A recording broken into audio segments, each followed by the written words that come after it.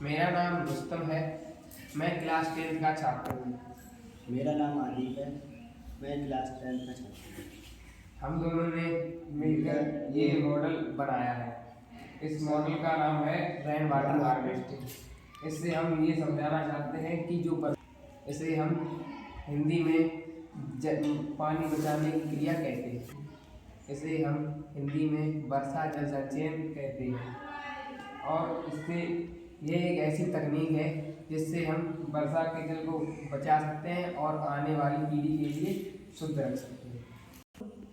वर्षा जल संचयन को हम अपने घर पे, छत पे या कहीं बाहर मैदान में भी कर सकते हैं। वर्षा के जल का संचयन का मतलब ये है कि जो हम पानी इकट्ठा कर रहे हैं उसे बचा सकें और समय समय पर उसका उपयोग कर सकें। इसके बहुत सारे लाभ हैं जिसमें मैं आपको कुछ बताना चाहता हूँ। इससे हमारे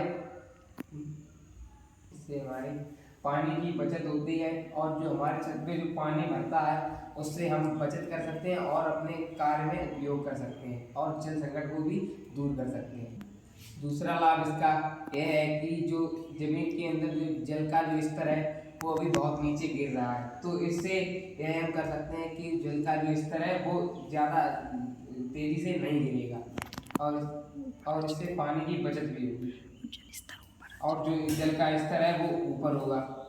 इससे हम अपने जल के जो बिल आता है उसे कम कर सकते हैं। जैसे कि अगर हम अपने जल को संचित करते हैं और उसका उपयोग अच्छी तरीके से करते हैं तो जो ज़्यादा बिल आता है वो कम आएगा और कम मात्रा में पानी उपयोग होगा और शुद्ध पानी रहेगा। ये जैसे कि दोबारा इसका एक लाभ यह भी है कि कभी कभी कुछ क्षेत्रों में बहुत ज़्यादा बारिश हो जाती है जिसके कारण हर जगह बाढ़ वगैरह आ जाती है, तो कहीं कहीं सूखा भी पड़ जाता है। तो इसे मतलब मीडियम रखने की और मृदा अपरदन हो जाए, तो इसे मीडियम रखने के लिए अगर हम इसका उपयोग करते हैं रेन वाटर हार्वेस्टिंग का तो इसे सही कर सकते हैं और बाढ़ वगैरह को ख़त्म कर सकते हैं, जिससे बाढ़ कम आएगी और सूखा वगैरह नहीं पड़ेगा। इसके बहुत सारे उपयोग भी हैं जो मैं आपको इसमें से कुछ बताने जा रहा हूँ। जैसे कि आपने जो जल इकट्ठा किया है रेन वाटर हार्वेस्टिंग द्वारा, तो उसे हम सिंचाई के रूप में और बागवानी के रूप में भी उपयोग कर सकते हैं। जैसे कि हमारे घर के बाहर बगीचे होते हैं तो उसमें हम इसका पानी लगा सकते हैं और जो नल वाला पानी यूज करते हैं वो इससे कम होगा और ये वाला पानी ज़्यादा यूज करना पौधों लगाने के लिए, जिससे हमारे जल की बचत होगी।